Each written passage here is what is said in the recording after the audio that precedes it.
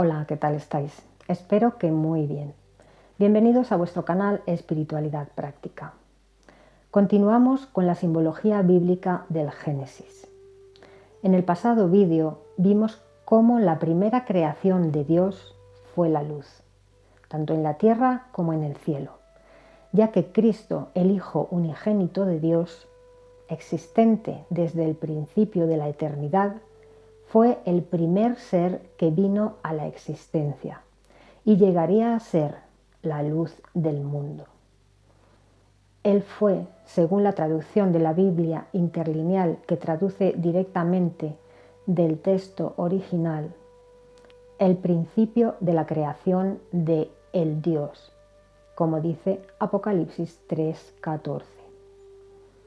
Vimos el significado de los números y las festividades judías y el significado de la parábola del espíritu inmundo.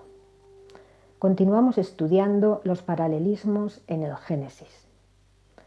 Dice Génesis 1:26: y Dios pasó a decir: hagamos al hombre a nuestra imagen, según nuestra semejanza. Lo primero que quiero comentar aquí es que Dios habla en plural. Hagamos.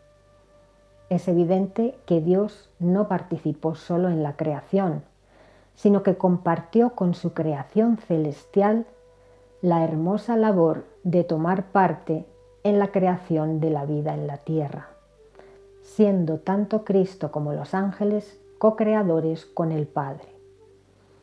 El versículo dice que fuimos creados a imagen de ellos, según su semejanza, según la semejanza de Dios y las criaturas celestiales. Pero esta imagen no es nuestra imagen física. Dios es un espíritu. Nuestra imagen y semejanza con Dios es nuestro espíritu, no nuestro cuerpo físico. El capítulo 1 del Génesis describe la creación de la vida en toda la tierra y el capítulo 2 del Génesis describe la vida en el jardín del Edén. Adán era un ser creado del polvo de la tierra, fuera del jardín del Edén, y posteriormente fue llevado al jardín del Edén, a un lugar con una vibración mucho más elevada, donde todo era Kodés, santo, y donde no existía la maldad. En cambio, fuera del jardín del Edén, la densidad era mayor y sí existía la maldad. Por eso le dijo Dios a Adán que debía proteger el jardín de lo exterior, y por eso Caín tenía tanto miedo a ser expulsado de su clan familiar y dijo: si me expulsas de esta tierra, cualquiera que me encuentre me matará. Porque fuera del jardín del Edén vivía el resto de Homo sapiens que no eran tan perfectos ni tan pacíficos como lo era Adán. Además, Dios les ofreció a Adán y Eva toda la vegetación que da semilla y todo árbol que da semilla, pero no les ofreció animales para comer. Eso fue después del diluvio. Lo tenéis en Génesis 9:3. Dice: todo animal moviente que está vivo puede servirles de alimento. Como en el caso de la vegetación verde, de veras lo doy a ustedes. Solo la carne con su vida, su sangre no deben comer.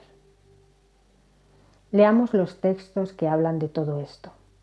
Génesis 1:29 dice: y Dios pasó a decir: miren, les he dado toda vegetación que da semilla que está sobre la superficie de toda la tierra y todo árbol en el cual hay fruto de árbol que da semilla. Génesis 2:8. Además Dios plantó un jardín en Edén, al este, y allí puso al hombre que había formado. Génesis 2:15. Y Dios procedió a tomar al hombre y establecerlo en el jardín de Edén para que lo cultivara y lo protegiera. Génesis 4:14. Dice Caín aquí: y tendré que llegar a ser errante y fugitivo en la tierra, y es cosa segura que cualquiera que me halle me matará.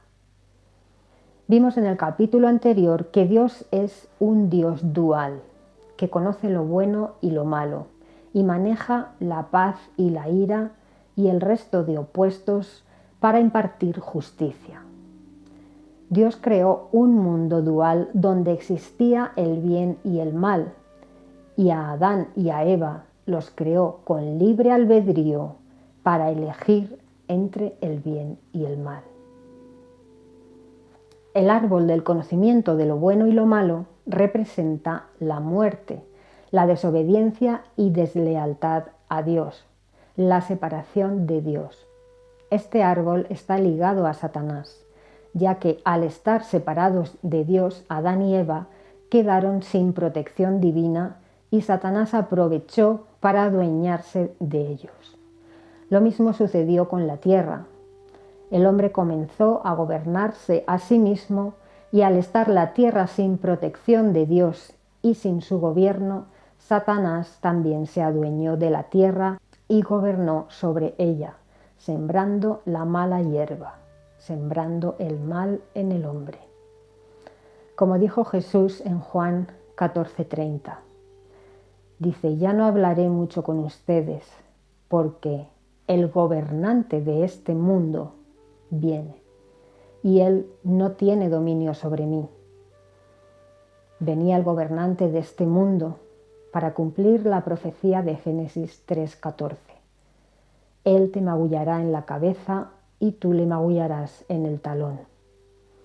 Con la muerte de Jesús, Satanás, a través de su descendencia, de sus hijos, los que hacen sus obras, los líderes religiosos que procuraban matar a Jesús, hirió en el talón a Jesús con la crucifixión.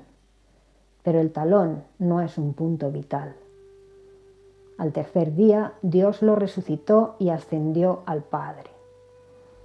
Pero después del reinado milenial de Cristo, el Señor magullará la cabeza de Lucifer, un punto vital, destruyéndolo en el lago de fuego.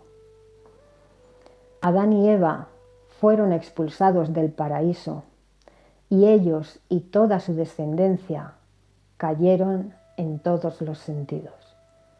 Cayeron a la dimensión de la dualidad y experimentaron lo bueno y lo malo. A partir de ese momento, el bien y el mal moraría en ellos. En ese mundo denso y dual, les nacieron dos hijos, uno con tendencia al bien, Abel, y otro con tendencia al mal, Caín. Por eso Dios no aceptaba sus ofrendas, porque no obraba bien. Cuando Caín mató a Abel, Dios restauró este hijo de Adán y Eva con otro hijo con tendencia al bien para que hubiese equilibrio. Fue Set. Igualmente a Abraham le nació un hijo con tendencia al bien, Isaac, y otro con tendencia al mal, Ismael. Y a Isaac le nació un hijo con tendencia al bien, Jacob, y otro con tendencia al mal, a la violencia, Esaú, porque vivían en un mundo dual. Por si teníamos poco con tener que experimentar el bien y el mal, nos crecieron no los enanos, sino los gigantes, los encargados de enseñarnos el lenguaje, el cultivo, etc., e informar a Dios de lo que sucedía en la tierra, los vigilantes, ángeles designados por Dios para esta labor. Ellos se fijaron en las hijas de los hombres y abandonaron su lugar en los cielos y tomaron esposas de entre las hijas de los hombres y les nacieron gigantes. Esto lo explica en Génesis 6:4.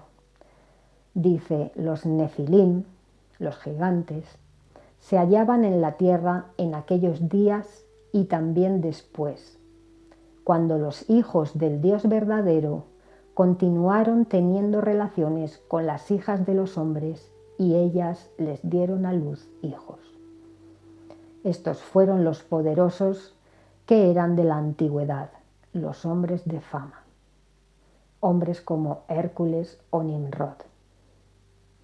Dice Génesis 6:11, y la tierra llegó a estar arruinada a la vista del Dios verdadero, y la tierra se llenó de violencia. De modo que Dios vio la tierra y mire, estaba arruinada, porque toda carne había arruinado su camino sobre la tierra. Este texto es muy importante porque muestra la forma de proceder de Dios. Fijaos muy bien en lo que dice el texto. Voy a leerlo de nuevo.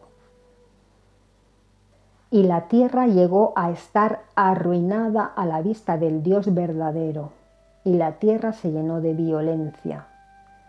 De modo que Dios vio la tierra y mire, estaba arruinada porque toda carne había arruinado su camino sobre la tierra. El hecho de que la tierra estuviese llena de violencia a causa de los hombres y de los gigantes significaba para Dios la ruina total de la tierra. ¿Y cómo respondió Dios a este hecho? Génesis 6:13. Dijo Dios a Noé: voy a arruinarlos a ellos junto con la tierra.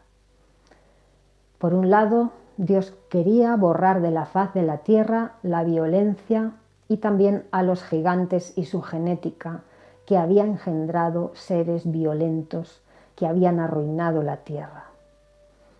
Si tú, hombre mortal, arruinas la tierra con violencia, yo te arruinaré a ti junto con la tierra que has arruinado. Pero si hay un solo hombre justo sobre la tierra, como lo fue Noé y su familia, a él no lo arruinaré junto con la tierra, sino que lo preservaré. Así actúa Dios, siempre con justicia. Unos 1300 años después del diluvio, durante el reinado del rey David, volvió a haber gigantes sobre la tierra. En la tierra de los amorreos, los emitas, los zuzitas, los refaitas, los anaceos y los filisteos, en la actual Gaza. Eran descendientes de Canaán, nieto de Noé, hijo de Cam, al cual maldijo Noé por reírse de su desnudez cuando Noé se emborrachó con vino. Se cree que la esposa de Cam heredó genes de los Nefilim, de los gigantes, los ángeles caídos y sus hijos. De hecho, la palabra Nefilim significa caído. Los gigantes de aquellos tiempos medían entre 2 y 9 metros. Si queréis saber más sobre este tema, podéis leer lo que dicen sobre estos gigantes los espías que envió Moisés para ver la tierra de Canaán antes de entrar en ella, en Números 13, 23 al 33. El mismo rey David acabó con un gigante, Goliat. Todas las destrucciones de ciudades como Sodoma y Gomorra y la destrucción de la tierra por agua causada por el diluvio han sido para eliminar la violencia y la maldad de la tierra. En Sodoma y Gomorra había una violencia sexual extrema hasta el punto de que los hombres quisieron violar a los ángeles que se materializaron y entraron en la casa de Lot, los mismos que iban a destruir Sodoma y Gomorra. Ellos iban a quedarse en la plaza del pueblo, como para quedarse en la plaza del pueblo. Pero Lot sabía que eso era peligroso. Él insistió en acogerlos en su casa. Leamos el pasaje en Génesis 19, 4 y 5. Dice: los hombres de Sodoma cercaron la casa, desde el muchacho hasta el viejo, toda la gente en una chusma. Y siguieron llamando a Lot y diciéndole: ¿dónde están los hombres que entraron contigo anoche? Sácanoslos para que nos acostemos con ellos. Los ángeles tuvieron que dejar ciegos a los hombres que estaban forzando la puerta de la casa de Lot para librarse de ellos. Dios destruyó Sodoma y Gomorra, pero antes sacó de allí a Lot y a su esposa y a sus 2 hijas, aunque su esposa quedó convertida en estatua de sal por mirar atrás añorando su casa y su ciudad, sus posesiones. Aquí encontramos otro paralelismo con el fin de este sistema. Está escrito que Dios arruinará de nuevo la tierra como en los días de Noé, pero no lo hará con agua sino con fuego. Y los justos serán sacados de la tierra antes de que esa destrucción se lleve a cabo, al igual que en los días de Noé y en los días de Lot, durante el evento que conocemos como el arrebatamiento. Al igual que la mujer de Lot, todo el que añore sus posesiones y quiera quedarse en la tierra durante el arrebatamiento, se quedará, porque la mayoría de la gente está dormida, no conoce a Cristo, solo les interesa, al igual que en los días de Noé, comer, beber, casarse, obtener posesiones materiales y tener sexo. Por eso cuando Cristo venga en su presencia, en la parusía, para, igual que sacó a Noé y sacó a Lot, sacar a su pueblo de la destrucción de la tierra por fuego. La gente que no conoce a Cristo añorará sus posesiones materiales y no querrán separarse de ellas, no pudiendo ser sacados del lugar de destrucción, al igual que le sucedió a la mujer de Lot. Así lo explicó Jesús en Lucas 26 al 37, cuando dijo: todo el que quiera salvar su vida la perderá, y todo el que la pierda la salvará. Jesús se estaba refiriendo al momento del arrebatamiento, porque al ser arrebatados en espíritu, al salir nuestro espíritu del cuerpo físico, ese cuerpo físico quedará sin vida. De ese modo, al perder la vida y ser arrebatados, seremos salvos. Pero leamos el texto completo donde Jesús compara nuestros días con los días de Noé y la destrucción del sistema con la destrucción de Sodoma y Gomorra, y cómo los que miren atrás a sus posesiones materiales y a sus familiares o amigos se quedarán al igual que la mujer de Lot. Dice Lucas 17, 26 al 37. Así como ocurrió en los días de Noé, así será también en los días del Hijo del Hombre. Comían, bebían, los hombres se casaban, las mujeres se daban en matrimonio, hasta aquel día en que Noé entró en el arca y llegó el diluvio y los destruyó a todos. De la misma manera, la gente estará haciendo vida normal y de repente comenzarán los juicios de las trompetas y comenzará a caer fuego y granizo mezclados con sangre desde el cielo. Dice el texto: así como ocurrió en los días de Lot, comían, bebían, compraban, vendían, plantaban, edificaban. Pero el día en que Lot salió de Sodoma, llovió del cielo fuego y azufre y los destruyó a todos. De la misma manera será en aquel día en que el Hijo del Hombre ha de ser revelado. En aquel día, el que esté en la azotea y sus cosas estén dentro de la casa, no baje a recogerlas. E igualmente el que esté en el campo, no se vuelva hacia atrás. Recuérdense de la esposa de Lot. Cualquiera que procure salvar su vida, la perderá, pero cualquiera que la pierda, la conservará viva. Les digo, en aquella noche estarán 2 hombres en una cama, uno será llevado, pero el otro será abandonado. Habrá 2 mujeres moliendo en el mismo molino de mano, una será llevada, pero la otra será abandonada. Así que en respuesta le dijeron: ¿A dónde, Señor?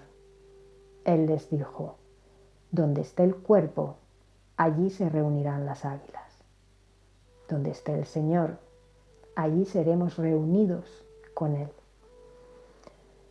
Este texto explica que cuando el Hijo del Hombre venga con las nubes en su presencia, cuando sea revelado, fíjate que aquí no dice que todo ojo lo verá, como en su segunda venida, sino que su presencia será revelada, y sabemos que esa señal de su revelación es un relámpago que va de oriente a occidente. Cuando Cristo regrese con las nubes en su presencia, encontrará a la mayoría de personas dormidas, centradas no en su regreso, sino en cosas banales como el comer, beber, casarse, comprar, vender, edificar, etc. Su llegada les sorprenderá como ladrón en la noche. Serán sorprendidos por haber estado desprevenidos. No estaban preparados para su venida. La gente no estará preparada para ese acontecimiento mundial. Durante el arrebatamiento, verán a millones de personas perder su vida sin motivo aparente y no entenderán nada. Tendrán miedo. No sabrán qué está pasando porque no conocen la Escritura. El arrebatamiento ocurrirá al toque de la séptima trompeta, ya que según el libro de Apocalipsis, en el capítulo 9, versículo 4, al toque de la quinta trompeta, todavía hay siervos de Dios con el sello de Dios en la frente. Los juicios de las trompetas traerán la destrucción de 1/3 del planeta. Este será un tiempo de arrepentimiento y aflicción representado por la celebración de Yom Kippur en la antigüedad, un tiempo de aflicción y arrepentimiento de los pecados para los judíos. Ese es el objetivo del juicio de las trompetas, que la gente sepa que Cristo viene y se arrepientan. Durante el juicio de las trompetas todavía tenemos tiempo de arrepentirnos y nacer de nuevo y ser salvos antes de la segunda venida del Mesías a la tierra, cuando Él separará a las ovejas de las cabras, el trigo de la cizaña. Dice Mateo 13:30: dejen que ambos crezcan juntos hasta la siega, y en la época de la siega diré a los segadores, a los ángeles: junten primero la mala hierba y átenla en haces para quemarla. Entonces pónganse a recoger el trigo en mi granero. Esto ocurrirá en su segunda venida. Cristo enviará a sus ángeles y ellos quemarán primero la cizaña que Cristo había separado del trigo. Esto sucederá en la batalla de Armagedón. Luego recogerán el trigo en su granero. Las ovejas, los que queden vivos y hayan ayudado a los hermanos de Jesús durante la persecución por el anticristo. Ellos heredarán la tierra en primer lugar. Los últimos serán los primeros. Después los que fueron arrebatados se sumarán a ellos. Y por último, los muertos en Cristo, los mártires que murieron por causa de la palabra, la esposa de Cristo, ellos reinarán con Él por 1000 años. Ellos también descenderán a la tierra junto con Cristo y se celebrará el banquete de la cena de las bodas del Cordero. Solo hay que ir hilando textos para poder ver el escenario completo con claridad y sencillez. Leamos ahora un paralelismo que hace el apóstol Pablo con un texto del Génesis. El texto del Nuevo Testamento es Gálatas 21 al 31, donde el apóstol Pablo explica a los gálatas que Cristo nos liberó de la ley mediante la promesa de la vida eterna en una nueva tierra, gracias a que fuimos comprados con el precio de su preciosa sangre. Leamos primero los textos del Antiguo Testamento a los que hace referencia el apóstol Pablo. Leamos Génesis 16, 3 y 4. Sarai llevaba más de 10 años intentando quedar embarazada de su esposo Abraham, pero era estéril y no concebía. Dice el texto: Entonces Sarai, esposa de Abraham, tomó a Agar, su sierva egipcia, al cabo de 10 años de haber morado Abraham en la tierra de Canaán, y se la dio por esposa a Abraham, su marido. Por consiguiente, él tuvo relaciones con Agar y ella quedó encinta. Versículo 15.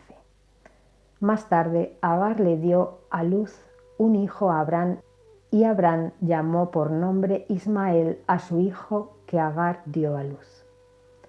En cuanto a él, será un hombre indomable, como un asno salvaje. Su mano estará contra todos, y la mano de todos estará contra él, y vivirá separado de sus hermanos. El ángel de Dios también le dijo a Agar que multiplicaría en gran manera su descendencia a través de Ismael. De Ismael proviene el pueblo árabe. Sus descendientes se asentaron en Egipto y en la península arábiga, y se extendieron por el norte de África y Oriente Medio. Cuando Abraham tenía 99 años, Dios se le apareció a Abraham y le dijo a su esposa Sara, con 90 años de edad y estéril, que le daría un hijo, al que pondría por nombre Isaac, y haría un pacto con él y multiplicaría su descendencia en gran manera. En el principio, durante el Génesis, Dios dijo a Adán y Eva que se multiplicaran y llenaran la tierra. Por eso los patriarcas escogidos por Dios, Abraham, Isaac y Jacob, tuvieron hijos con varias mujeres. Las mujeres legítimas de los 3 patriarcas eran estériles. Las 3 eran estériles, y Dios les permitió tener hijos, a Sara y a Raquel en su vejez. Ellas, en su desesperación, dijeron a sus esposos que tuvieran hijos con sus siervas para poder tener descendencia. ¿Por qué forzó Dios esta situación? Para que hubiese diversidad genética dentro del pueblo de Dios sin tener necesidad de mezclarse con pueblos paganos. Abraham tuvo 8 hijos: Ismael de Agar, Isaac de Sara, y 6 hijos con Cetura. Tuvo 2 esposas, Agar y Sara, y una concubina, Cetura. Isaac solo tuvo como esposa a Rebeca, que tuvo gemelos, Esaú y Jacob. Jacob tuvo 4 esposas: Lea, que le dio 7 hijos, Rubén, Simeón, Leví, Judá, Isacar, Zabulón y Dina. Raquel le dio 2 hijos, José y Benjamín. Zilpa le dio 2 hijos, Aser y Gad, y Bila le dio 2 hijos, Neftalí y Dan. Estos 12 fueron los fundadores de las 12 tribus de Israel. Dina fue la única hija. Dios hizo un pacto con Abraham que consistía en que todos los varones del pueblo de Dios fuesen circuncidados al 8º día de nacimiento.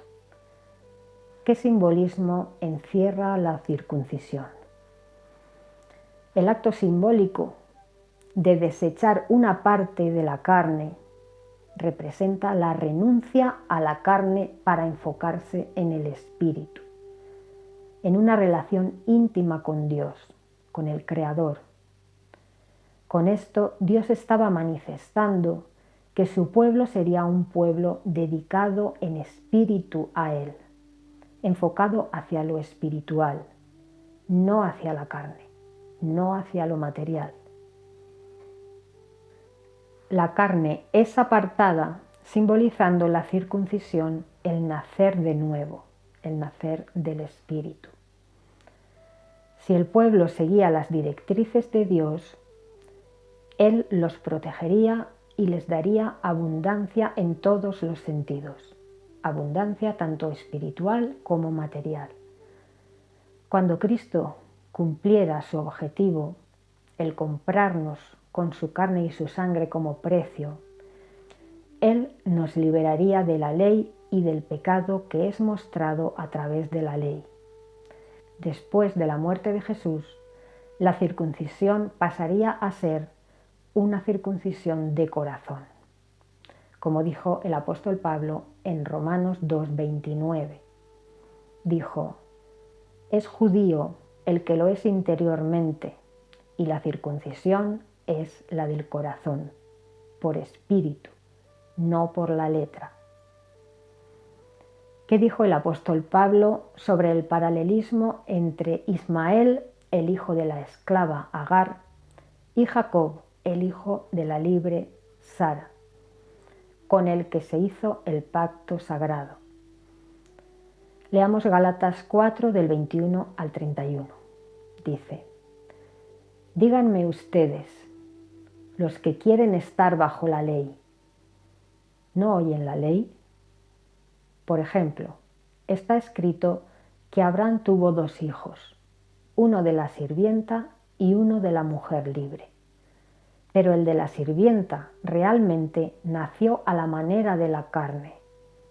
Se refiere a que la finalidad del nacimiento de Ismael no era otra que perpetuar el linaje de Abraham, que hubiese descendencia de ese matrimonio. Fue un acto meramente físico con fines físicos, tener descendencia.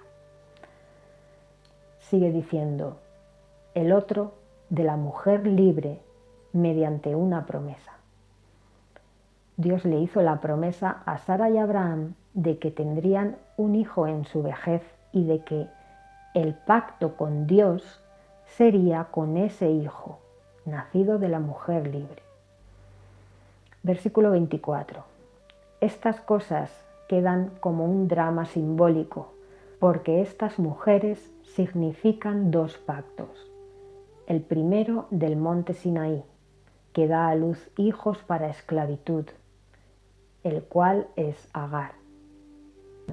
Agar significa Sinaí, una montaña de Arabia, y ella corresponde a la Jerusalén de hoy, del tiempo del apóstol Pablo, porque está en esclavitud con sus hijos.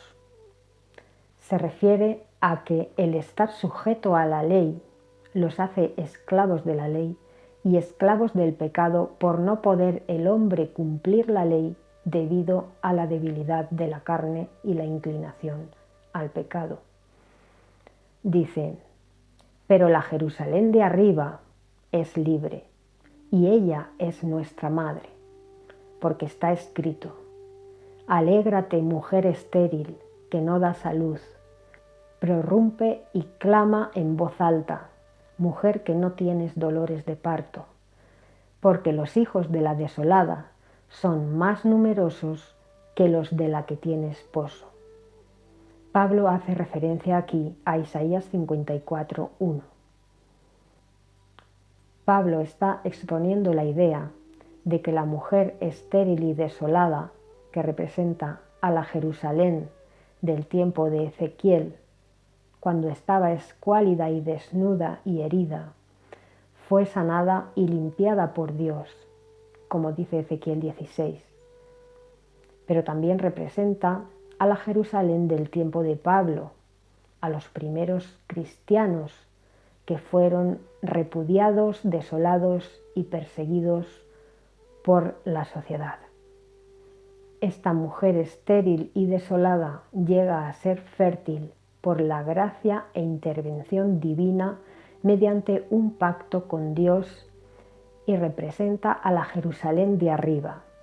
Lo espiritual es lo que nos hace libres, no la carne, no la materia.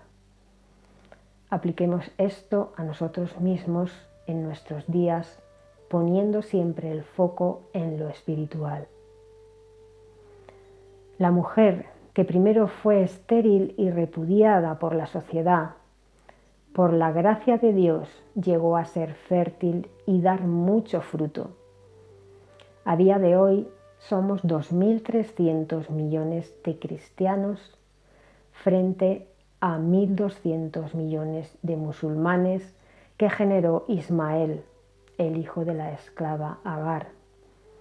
Por eso dice la Escritura: los hijos de la desolada son más numerosos que los de la aceptada por la sociedad, la que tiene esposo.